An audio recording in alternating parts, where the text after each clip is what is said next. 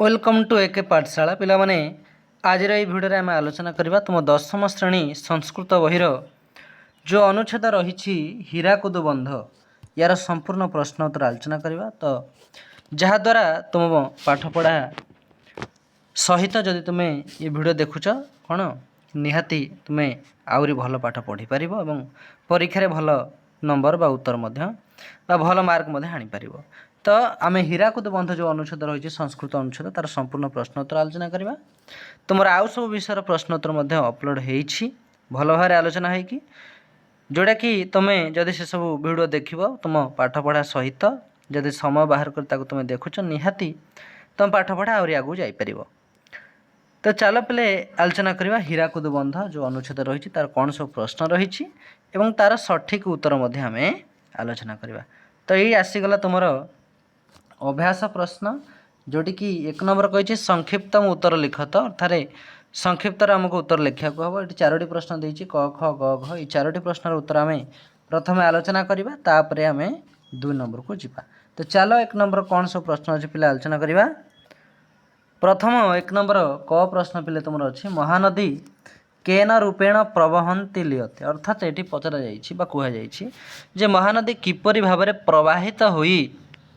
विलीन होइछि बा शेष होइछि आमे उत्तर लिखिबा जे महानदी ओडिशा राज्यर उपकूल भूमि मानकरे अनेक धारा रे प्रवाहित होई परिशेष रे बंगोपसागर रे विलीन होइछि एतिक लिखा यार उत्तर तापरे ख प्रश्न अछि जे बनैया किंग भवती अर्थात कहिछि जे बन्या द्वारा कौन उपजे बा कौन हुए आमे उत्तरटी लिखिबा जे कौन बन्या फल कौन हुए ना बन्या फल विपुल धन जीवन क्षय होई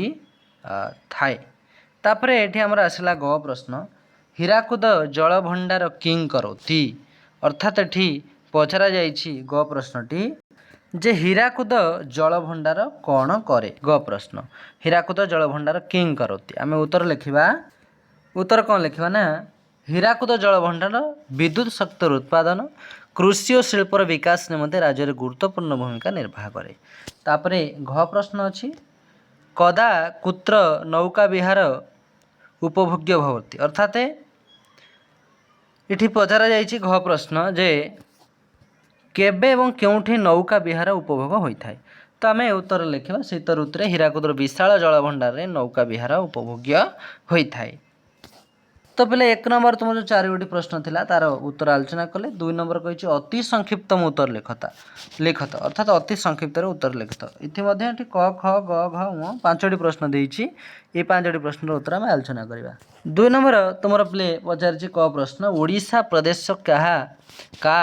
दीर्घतमा नदी अर्थात ओडिशा नामक जो प्रदेश रही से ओडिशा प्रदेश केउटा बड़ नदी बा बृहत्तम नदी आम कहीपर उत्तर ये अच्छे आम कौन लिखा महानदी कौन लिखा महानदी महानदी हूँ ओडिशार दीर्घतम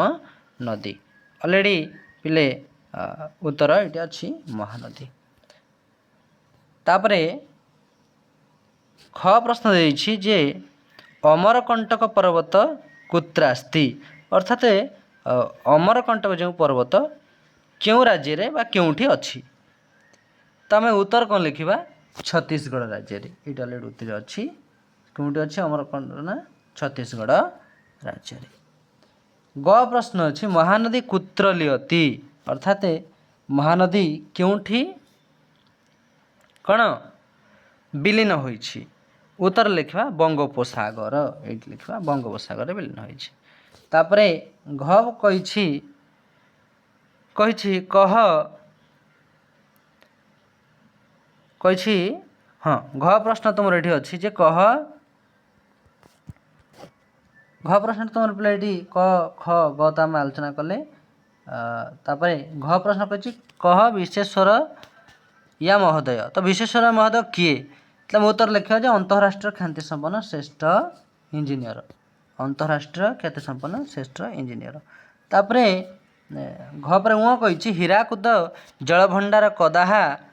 काक लिनिनादितं भवति अर्थात यार এই প্রশ্নটি পচরা যাইছি যে কোণ না এটি পচরা যাইছি যে হীরাকুଦ জଳଭଣ୍ଡାର কেবে এই যে পক্ষীମାନଙ୍କର କଳରବରେ ମୁଖରିତ ହୁଏ କେବେ ଶୀତ ଋତୁରେ ଉତ୍ତର ଅଛି ଶୀତ ଋତୁରେ। ତ ପିଲେ ଆମେ ଆଲୋଚନା କରୁଥିଲେ ତୁମର ଦଶମ ଶ୍ରେଣୀ ସଂସ୍କୃତ ବହିର ଯେଉଁ ଅନୁଚ୍ଛେଦ ରହିଛି ହୀରାକୁଦ ବନ୍ଧ ତାର ସମ୍ପୂର୍ଣ୍ଣ ପ୍ରଶ୍ନ ଉତ୍ତର ଆମେ ଆଲୋଚନା କରୁଥିଲେ 1 ନମ୍ବର 2 ନମ୍ବର ଯାହା ବି ପ୍ରଶ୍ନ ଥିଲା ଆଲୋଚନା କଲେ। ତ ଆଶା କରୁଛି ନିହାତି এই ଭିଡ଼ିଓଟି ତୁମକୁ ଭଲ ଲାଗିଥିବ। ଯଦି ଭଲ ଲାଗିଛି ଚ୍ୟାନେଲଟିକୁ ସବସ୍କ୍ରାଇବ୍ କରିଦିଅ ଆଉ ଭିଡ଼ିଓଟିକୁ ସାଙ୍ଗସାଥିରେ ସେୟାର କର।